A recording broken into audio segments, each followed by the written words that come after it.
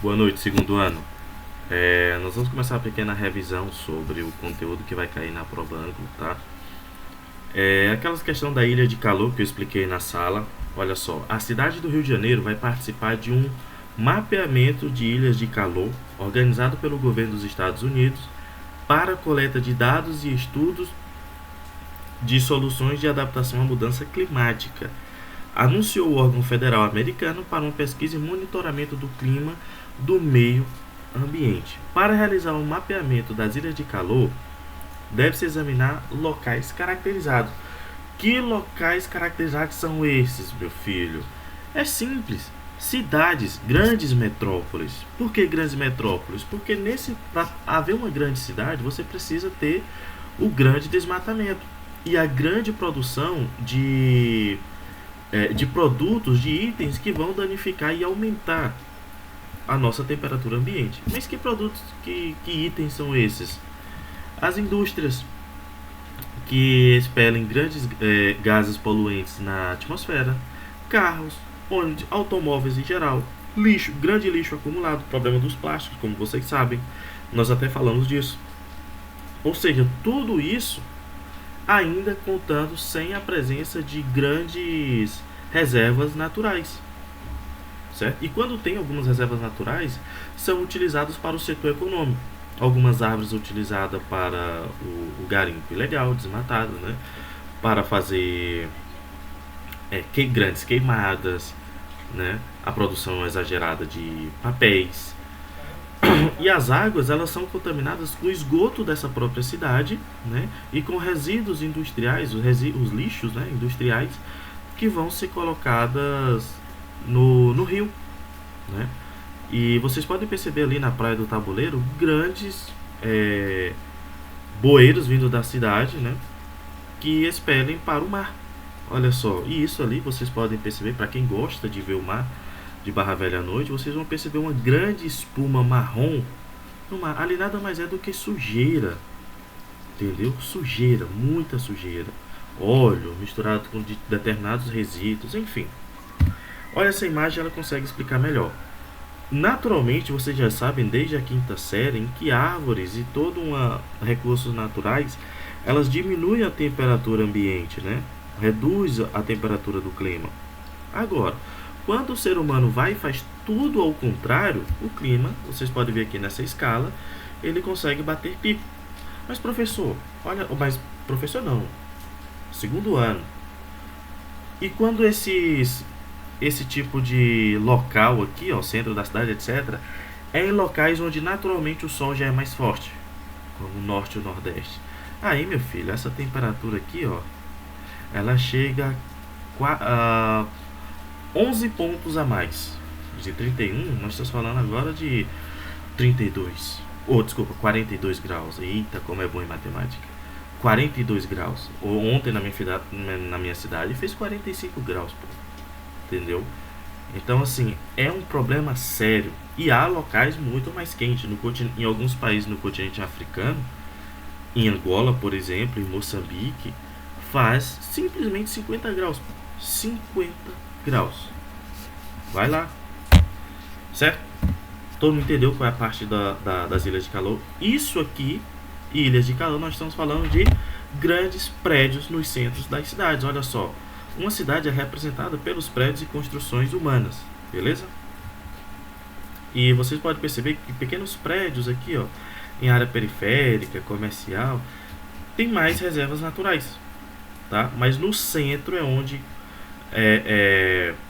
onde há a maior concentração de prédios, tá? Lembra disso. O problema das ilhas de calor é a grande concentração de prédios e a falta de recursos naturais ao redor, beleza? Isso aqui, ó, essa questão da área periférica, ela vai ajudar na resolução da segunda questão, nessa aqui. Essa imagem, vocês podem perceber, está muito ridícula, muito feia essa imagem, né? 144p, mas não tô nem aí. O que acontece? Vocês percebem que esse caminhão, ele está soltando resíduos, ou seja, para mais construções de casa. Vocês percebem que todas elas estão no início de da sua formação, né? Sem reboco, alguns botando ainda telha, né? com escada ainda para o pessoal estar construindo. O que é isso? Isso é o aumento da cidade. Indiscutível. Isso aqui, há alguns anos, vai valorizar e toda essa vegetação vai ser excluída por muros. Essas estradas de chão serão asfaltos ou calçamentos, ou seja, vai ter ali uma grande aproximação e valorização, certo? Ok. Mas qual é o segundo passo disso? A segregação social, meu chapa. Lembra disso aqui, ó, área periférica, certo? A área periférica, ela fica longe do centro da cidade. E já é padrão de conhecimento de vocês que o centro da cidade é onde ocorrem os principais eventos econômicos, né, e sociais e artísticos. Por exemplo, por mais em que esse local valorize, ele nunca... essas pessoas da periferia nunca vão presenciar um evento de grande porte econômico, social, aqui. Vamos pegar um exemplo? Vamos lá. Shows de cantores famosos, eles vão onde tem nem sempre a maior demanda, mas o maior processo de urbanização, onde mora muitas pessoas. Por que muitos artistas sempre vão fazer show em São Paulo, seja internacional ou nacional? São Paulo, ela é a maior cidade das Américas. Lembrando, das Américas. Eu estou falando maior do que Nova York. Na questão de população. Tá? Na questão de população. Ela é a maior cidade das Américas. Se me lembro bem, 12 milhões de habitantes. Se ali você tem uma grande concentração e uma grande concentração também de tecnologia, é óbvio, principalmente agora com os celulares e etc., é óbvio que essas pessoas vão conhecer alguns artistas internacionais. E elas vão fazer o show lá. Nesse lugar aqui, nessa periferia, por mais em que haja o conhecimento dessa tal artista, não há uma grande urbanização. Não há um evento desse próximo a essas zonas periféricas. Por quê? Porque não tem uma estrutura para receber. Ou seja, então nós percebemos que há uma determinada segregação aos bens básicos de consumo. Quando eu falo bens básicos, estou falando desde a cultura, né, que é acesso à arte, etc., quanto aos maiores eventos comerciais. Tá? Então essa imagem, ela representa o crescimento das cidades, né, crescimento populacional, mas também representa uma segregação social. Ou tu acha em que a Lacoste ou qualquer outra empresa grande, sei lá, 212 de perfume, vai botar uma lojinha bem aqui? Eita, como vai ter compradores? Não vai, porque primeiro, os moradores daqui, a maioria são de baixa renda. Não vão comprar o perfume ou uma camisa da Lacoste. Consegue me entender? Tá? Próximo. A escassez global de semicondutores. Lembrando, quando eu falo de semicondutores, eu estou falando principalmente de metais e minérios, beleza? A escassez global de semicondutores continua a ter estranhas repercussões, sobretudo do ponto de vista geopolítico, ou seja, alguns países têm mais, outros têm menos. E isso causa ali determinadas repercussões de notícias que alguns países estão querendo fazer comércio ou trocas. Tá?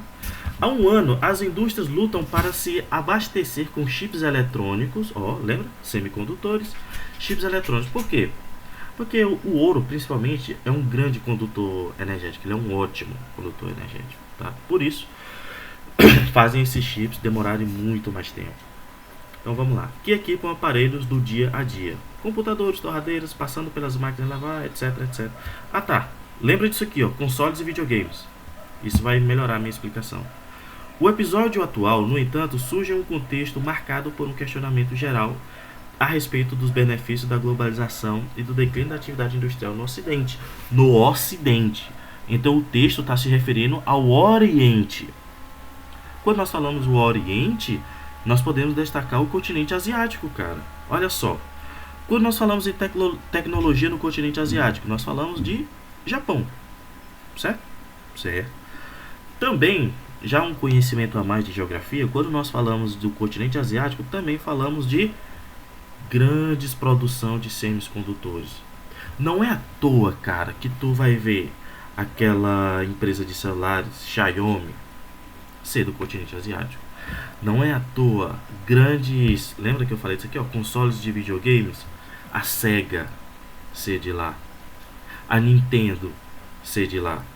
Para vocês que são mais novos, eu acho que não conhecem a Sega, mas é a dona do Sonic, a que produziu o Sonic, que era uma febre. Tanto é que ela disputava Sonic, o Mario, quem é o melhor e o caramba, tá? Por que são de lá? E além do mais, não falei, Sonic a Sega é de lá, a Nintendo é de lá, Xiaomi, produção de celulares, é de lá. E tem outro. Quem nunca teve um produto made in China, made in China, ou melhor dizer, quem nunca? Ou seja, se esses caras têm a maior produção de semicondutores, opa, então significa, e ele ainda fala aqui, ó, o declínio da atividade industrial no Ocidente, é claro que nós estamos falando do continente asiático. Então nós estamos falando de Coreia do Sul, estamos falando da China, do Japão, da Indonésia, tá? Que nós também estamos falando de reserva natural. Então lembrando, esse é nós estamos aqui, esse texto fala do continente asiático, portanto, Indonésia, China, Japão, Coreia do Sul, tá? Dos tigres asiáticos, Taiwan, principalmente Taiwan, certo? Não esqueçam disso. Todos esses países que eu citei, Taiwan, Coreia do Sul, Indonésia, todos eles estão sendo referidos aqui nesse texto, beleza? Olha só, até mesmo a própria fonte, ela fala: devemos temer um colapso eletrônico. Nos últimos anos, você percebe o continente asiático tomando lugar como maior economia do planeta, e não é à toa, porque o Ocidente, como você leu aqui, ó, declínio da atividade industrial no Ocidente, ele está diminuindo pela falta de semicondutores, enquanto o Oriente tem uma grande reserva e está produzindo em massa, certo? Próximo. Essa aqui eu expliquei em sala também, junto com as ilhas de calor. Desculpa. Olha só. A partir do gráfico de seus conhecimentos sobre a dinâmica do espaço agrário brasileiro, é correto afirmar que o uso de fertilizante no Brasil ocorre. Eu já falei para vocês em que o Brasil exporta muita soja, tá? Um terço da soja mundial é do Brasil. Além disso, se nós temos uma grande produção de soja, significa que ela é intensiva. Ou seja, quando é intensiva, eu tenho toda uma mecanização de produção da soja. Eu vou inserir agrotóxicos para ela crescer mais rápido, para amadurecer mais rápido, certo? Para ela durar madura por muito mais tempo, até chegar ao destino, né, dela para outros países. Ou seja, toda uma mecanização, uma indústria que faz uma produção em massa, certo? Ok. Então, quando nós falamos isso, nós não estamos falando de pequena propriedade, estamos falando de grandes latifúndios de produção de soja. Portanto, isso se concentra no centro-sul do Brasil. Não esqueça isso, no centro-sul do Brasil. É uma agropecuária, é uma agricultura intensiva que se concentra no centro-sul do Brasil, que é onde que se chama até o apelidado de coração do agro, beleza? Tudo isso aqui é produção intensiva, tá? Nunca em pequena propriedade, sempre em grandes. Vamos lá, olha essa aqui, eita. Muitos nos círculos financeiros disseram que o esforço das indústrias americanas para reduzir suas cadeias de fornecimento e trazer produção de volta para casa duraria pouco. Assim que a pandemia desse uma trégua, as cadeias globais de logística e transporte voltassem a funcionar, a moda passaria. Era o que diziam. Mas, 2 anos e meio depois do início da pandemia, essa tendência parece estar mais forte do que nunca diante da guerra da Ucrânia, etc, etc. Em oposição ao offshore, termo que ficou famoso nos anos de ouro da globalização como sinônimo de levar a fabricação de partes do produto ou até o item completo para subsidiárias, na verdade, tá? Nunca essa palavra tem um som de Z, é proparoxítona. Em países de mão de obra mais barata, sobretudo a China. Eita, olha só, essa aqui é boa. Significa produzir nos países onde o bem será consumido. Olha só, onshoring. Eita, Marisa pode me matar. Não sei se eu estou pronunciando certo. Significa produzir no país onde o bem será consumido. Reshoring, por sua vez, é trazido de forma... é trazer de forma para o país de origem da empresa a produção que no passado estava offshore. Vamos lá. A mudança de estratégia locacional das grandes corporações mencionadas na reportagem tem como explicação a dificuldade em preservar algumas práticas do atual modelo produtivo. Uma dessas práticas está apontada em meu amigo, que questão grande. Mas olha só o que ele quer dizer. Gente, se onshore significa produzir no país onde o bem será consumido, reshoring é trazer de volta, então offshoring é a mudança da empresa para países que vai ter benefícios para mim. Eu, como grande empresário e dono da empresa, eu vou mudar a minha empresa de lugar para obter menos... como é que eu posso dizer? Menores salários, porque quanto menor o salário do trabalhador, melhor para mim como empresário, porque é menos gasto, tá? Maior oferta de trabalho com esses salários menores. Por quê? Então significa que eu estou indo para países mais pobres. Porque a pobreza faz as pessoas se submeter a trabalhos com salários inumanos e com ambientes inumanos. Então eu, como grande empresário, isso é muito bom para mim. Porque eu não vou gastar com direitos trabalhistas, não vou gastar com salários, sacou? Eu só preciso da mão de obra que produza para mim. E aí o que eu faço? Eu vou fazer o reshoring, que por sua vez é trazer de volta para o país de origem da empresa a produção. Ou seja, o lucro de lá, onde eu botei naquele país pobre, eu trago o lucro, invisto lá de novo, certo? Ou aquela empresa, eu não trago só o lucro, mas toda a matéria que foi produzida lá, e trago para cá, para o centro de onde é a origem, para o pessoal consumir.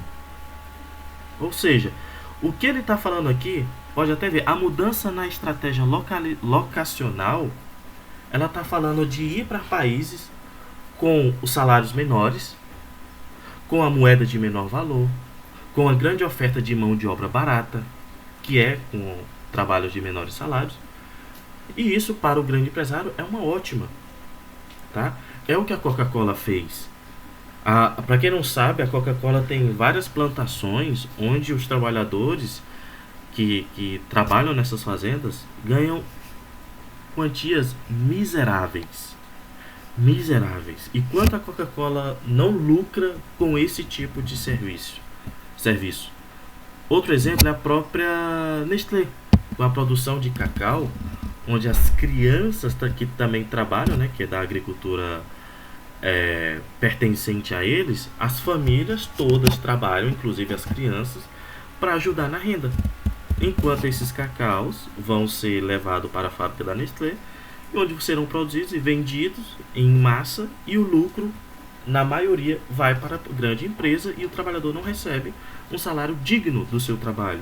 Eu estou falando de 12 horas de trabalho, sem direito a férias, sem direito a nada, tá? Sem direito a nada, só o trabalho. É literalmente trabalho e casa, tá? Por isso as grandes empresas lucram bastante com essa transferência para locais com baixos salários e com a moeda menos desvalorizada, porque ela lucra muito mais com isso. Distribuição espacial da atividade econômica dos States. Meu cria, o que isso significa? Que essa distribuição ela está totalmente relacionada a dependendo de onde nós estamos falando. Olha só, a parte laranja, ela está literalmente nas partes onde a maior atividade industrial e de produção monetária está ativa nesses locais. Por exemplo, banco, bolsas de valores, produção de alta tecnologia. Significa, se eu falei tudo isso, alta tecnologia, bolsas de valores, grandes empresas, eu estou falando que são locais que requer grande especialização do trabalhador, e essa especialização tem grande valor agregado, ou seja, ele requer profissões de alto nível, e essas profissões recebem grandes salários.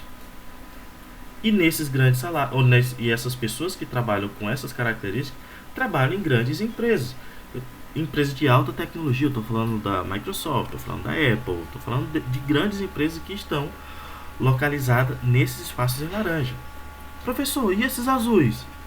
É onde ocorre a questão do setor primário. O que é o setor primário?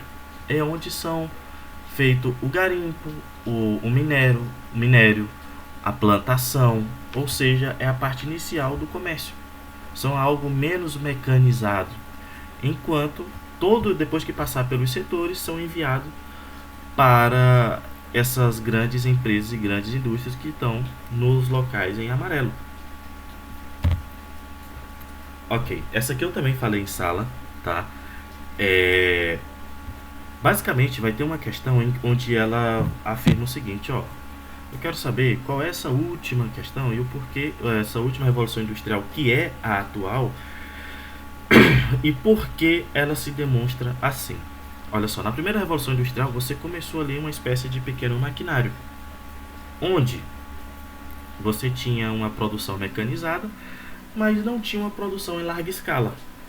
Já larga escala eu falo uma produção em massa, produzindo toda hora, porque era muito difícil, demorava bastante para produzir. Essa aqui, diferente, você já tinha uma produção em massa, que essa aqui é literalmente a revolução industrial do Charlie Chaplin. Vocês podem ver a esteira, né? Tudo aquilo lá. Essa aqui já é mecanizada sem o auxílio do homem. O auxílio do homem é apenas para manutenção. Já essa, meu parceiro, essa aqui se chama inteligência artificial, onde até para a manutenção do homem não é a manutenção como é que eu posso dizer, do produto, é literalmente manutenção do sinal, manutenção de alguns problemas que vai ser bem raros, porque a própria inteligência artificial já foi programada para resolver esses problemas nos maquinários, certo? Então a revolução industrial, ou a quarta revolução industrial hoje, ela é sobre a utilização da inteligência artificial. Não esqueçam disso. E chegamos ao fim. Falou, até mais, como é que é? Tá.